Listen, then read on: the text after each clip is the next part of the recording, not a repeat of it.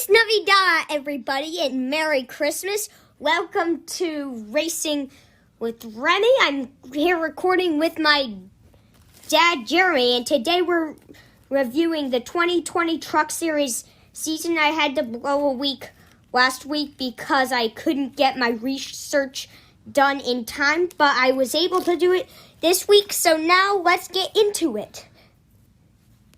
All right. What was the first race, son? The first race was the Daytona 250, which had a big crash on the final laps of Stage 1, where Ty Majeski went upside down on his roof and was on fire. Wow, that was crazy. I remember that crash. I saw it because you showed it to me. Yeah. But anyways, Grant Enfinger won it. The next race was at Las Vegas, and Kyle Busch won it. I didn't see that race. I didn't even see any Truck Series races this season, so I can't really tell you who led the most laps or any crashes. All I can do is rely on my research.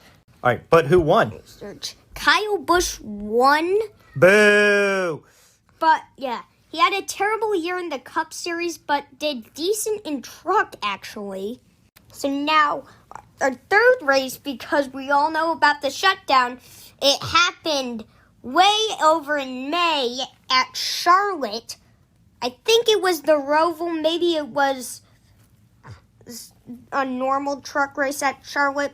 That wasn't the Roval. But anyways, Chase Elliott won that. How good is Chase Elliott at road courses? If that was the Roval, Chase Elliott is great. He won the NASCAR Cup Series championship this year. But anyways, I already covered Cup Series and mentioned that like 7 or 8 times. So I'm going to move on and go to the next race, which happened at Atlanta, which Grant Enfinger won.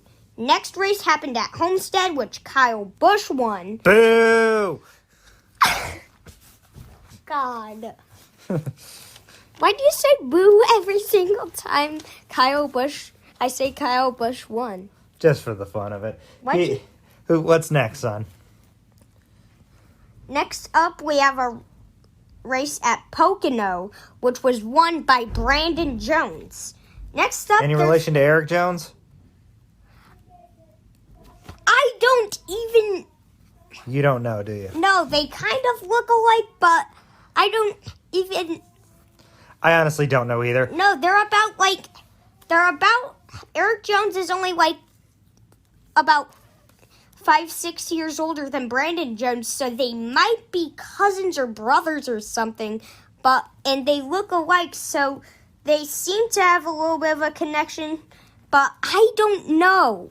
But anyway, to the next race. So the next race happened at Kentucky, which Sheldon Creed won. Sheldon Creed, huh? Yeah. That's a weird name. I kind of think NASCAR when I hear that name.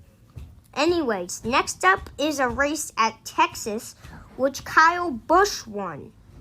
Do you know anybody who's ever watched a truck race at Texas? No, I don't think so. Yes, you do. Oh. Granddad used to have season tickets to Texas, and he went to see several truck races there. Grandma went with him, and Daddy has been to a few. Wow. Oh, by the way, who won that race? Kyle Busch. Boo! Why did I keep on doing that? I don't know, it's fun. Next. Okay. Next up is a Kansas doubleheader, 1 and 2. Let's start off with the first race, which was won by Austin Hill. The second race was won by Matt Crafton. Ooh, Matt Crafton. That's a name I hadn't heard in a while. He's a Truck Series regular that's won a few championships. I think he actually won a championship without winning a race one year. Maybe. Anyway, next. Next up, we have Michigan, which Zane Smith won there.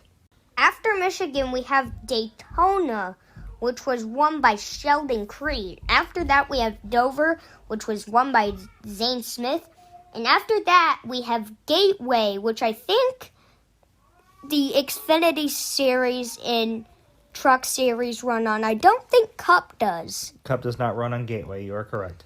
I know Brad Keselowski had a very hard crash in the Xfinity Series at Gateway at one time. But what happened in this truck race at Gateway? I don't know. All I really know is that Sheldon Creed won the race. Now we're moving on to our playoffs. So we start off with Darlington for the Southern 500, which was won by Ben Rhodes. Then we go to Richmond. I don't think it's a 500-mile race in trucks, son. Southern 250 then? Yeah, that might be more accurate. But anyway, so after The Southern Darlington, won by Ben 250. Rhodes. Next up, we have Richmond, won by Grant Enfinger. Then Bristol, won by Sam Mayer. Sam Mayer, I think that's how you pronounce his last name. It's Mayer. Mayer, yes. At Bristol, that's who won it, Sam Mayer. Then we have Las Vegas. Austin Hill won there. Next up, we have Talladega, which was won by Rafael Lassard. That's a weird name.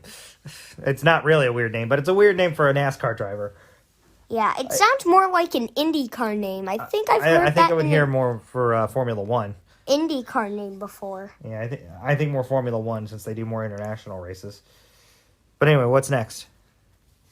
At Kansas, we have Brett Moffitt won that race. He's like a truck regular who's run some Xfinity and some Cup. Then we have Texas, which was won by Sheldon Creed. Then we have Martinsville, which was won by Grant Enfinger. Grant Enfinger's won 4 times now, and Sheldon Creed, I think, has won 4 times now. Yeah. Then we have the championship race at Phoenix, which, once again, because of the shutdown in Cup Series, they couldn't go to Homestead for the championship race because Florida apparently shut down again and couldn't have them go to... I don't think Florida shut down. I think it was just they were trying to work in tracks they'd missed, and they'd already gone to Homestead earlier in the year when other places were shut down. Yeah, so they did it at Phoenix, apparently, which was won by Sheldon Creed, which made Sheldon Creed win the championship. That was really cool. I thought Grant Enfinger was going to win it early on from what you were describing, but Sheldon Creed came through late. It's pretty good. Sounds like a pretty good crop of young Truck Series drivers. Maybe they'll make the leap into Cup and do great there. Maybe they'll be like a Todd Bodine or a Matt Crafton or a Johnny Sauter. Or Travis Quapple. Yes, guys, they may not be great Cup drivers, but those guys probably will be in the NASCAR Hall of Fame as truck drivers. Yeah. All right. Now time for a retro race review. Yes, it is. Which is a 2000 Daytona 250 for Truck Series. Which, yeah, I believe it was the Chevy Silverado 250, I think, was the sponsor back then. Yeah, so it was kind of boring to start. We had a couple of big crashes. One car almost went up and over. I forgot the driver's name who was in the car. And then a car did go up and over and tumbled and had several broken bones. That was Jeffrey Bodine, who I think Kurt Busch and someone else got together that sent Jeffrey Bodine in the outside retaining wall in the catch fence, tore that car apart, and it went through one of the wildest series of tumbles in NASCAR history and couldn't even flip in peace. He had to get hit about 4 times and then tumbled in the other direction. And the motor was about like 250, 300 feet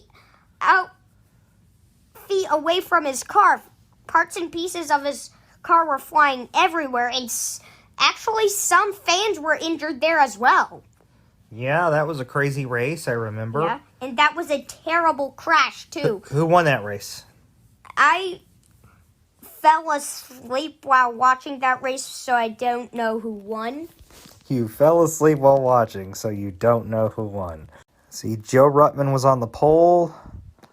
Mike Wallace won the race, the younger brother of Rusty Wallace and the older brother of Kenny Wallace. Yeah.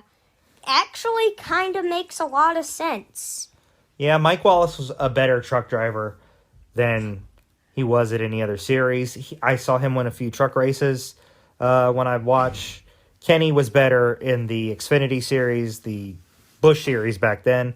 And, of course, Rusty was the Cup guy. He's a Hall of Famer as a Cup driver. Yeah. 54 wins, a championship. And he flipped over like 4 times, twice in the 1980s and twice in the 1990s. In the 1990s... I'm sure he flipped over more than 4, but...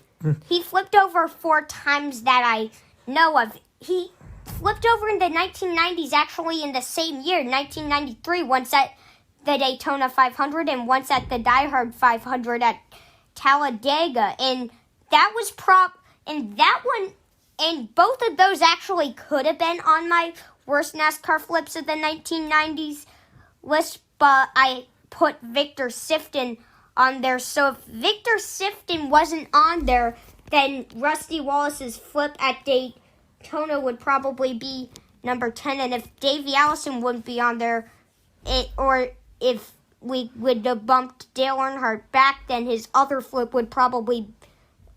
Dale Earnhardt would stay at number 9 and Davey Allison wouldn't be on there. Or Victor Sifton, his other flip, would be at number 7. Or I could have bumped one up, kept Dale Earnhardt up, kept Davey Allison where he was, and would it be able to flip at number 9? No, we don't need to redo your entire top 10 crashes of the 90s.